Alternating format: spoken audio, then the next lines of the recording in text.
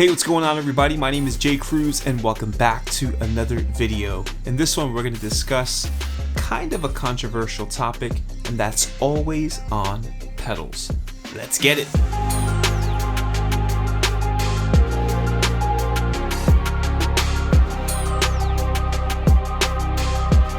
This topic stems from my decision to keep certain pedals on in some of my gear reviews and demos, and it's been a habit of mine for a long time now. Even before I really knew what I was doing when I was a young up-and-coming guitarist and getting into effects and buying multi-effects units, I ended up using compression or noise gates or something like that without even knowing I was using them, and certainly did not know why I was using them. So first, let's identify what is an always-on pedal. For some players, especially players who are effect heavy like I am, I like ambient sounds, I probably would consider reverbs and delays as always on pedals as well.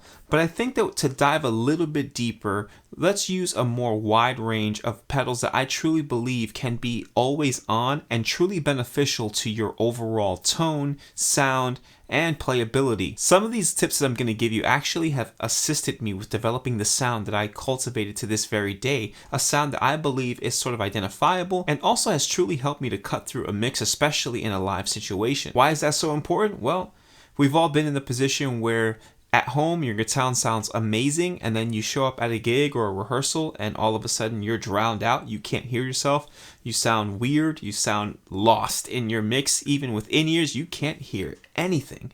And that's not a good thing. So today I'm going to show you some of the effects that I use as an always-on, and maybe it'll help you develop your tone. And of course, I'd be a maniac, an insane person, if I didn't use my brand new guitar, right?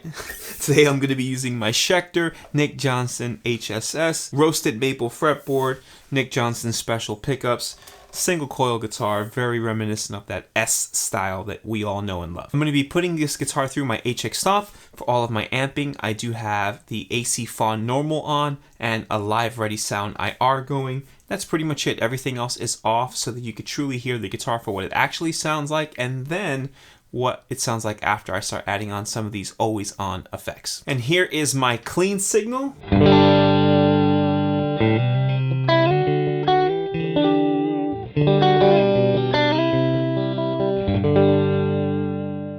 One thing you may notice is a slight little buzz.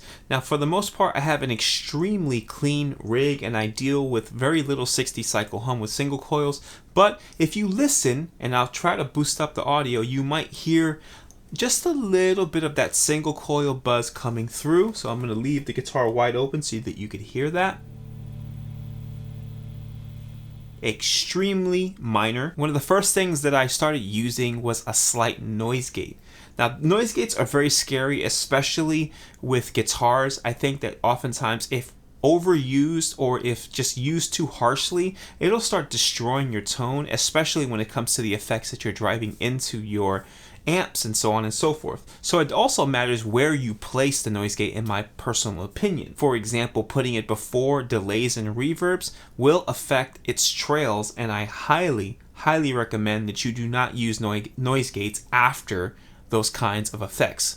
With the HX stop, I'm able to put a noise gate at the beginning of the chain, essentially going after my guitar and overdrives, but before the rest of my effects such as reverbs and delays, so I can avoid it cutting off my trails. So though this guitar does have single coils, it isn't dramatically loud, and I happen to have an extremely well put together clean rig, but I'm going to stack on some overdrive so that you could hear a little bit of that sort of normal 60 cycle hum thing that will occur when you start using single coils, and especially when you start stacking overdrive. So listen very carefully.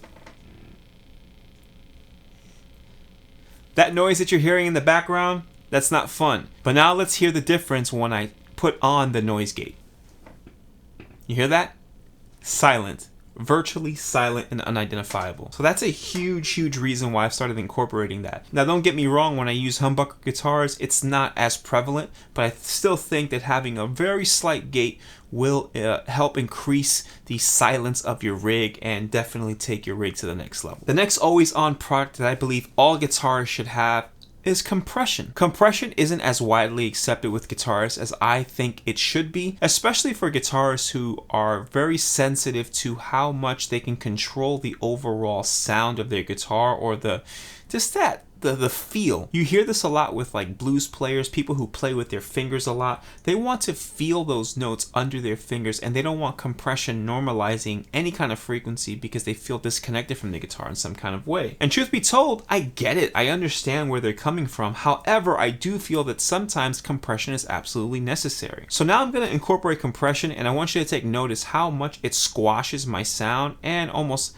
pulls the life away a little bit, but it's doing its job by literally going like this to my tone and normalizing all types of frequencies.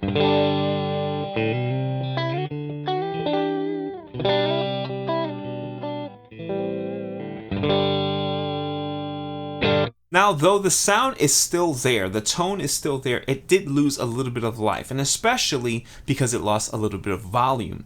When it loses volume, immediately we think something is wrong, and that is true, right? Because you don't feel it as much as you should. However, the compressor is just doing its job. Truly, you can just probably bring the overall volume up on the compressor and you will get your life back a little bit. But I have another little trick that I like using, and that's EQs. So now I want to show you how I add the EQ to that compression. So we're keeping the noise gate on. We've just added compression, and now we're going to turn on some EQ to bring some life back into my guitar sound and even enhance some frequencies that I believe needed to be enhanced, even from the original sound itself.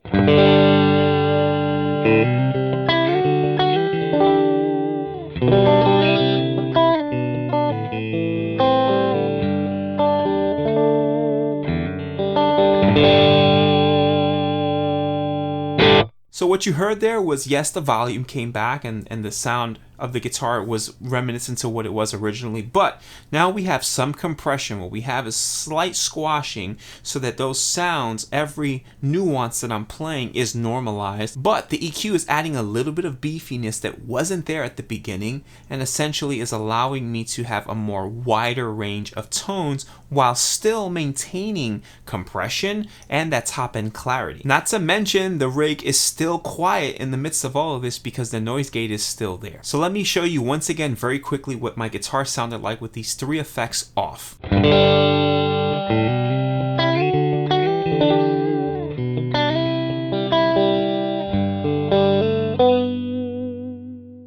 And now let's turn everything back on.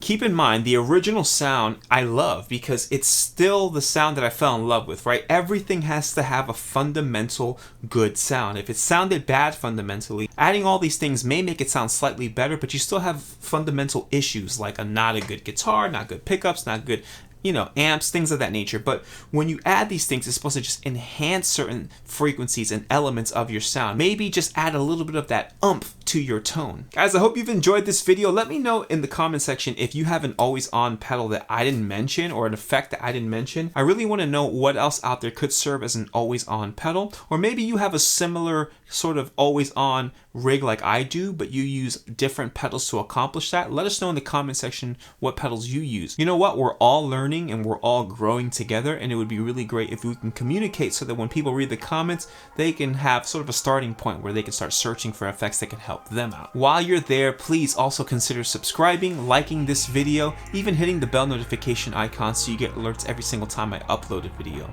Check out some of the affiliate links in the description box below as well. Of course, clicking on those links will help out this channel just a little bit. There's also a link that you can click on that'll donate directly to this channel. That's that PayPal link. Anything you donate will be greatly appreciated. Once again, thank you so much for watching, and until next week.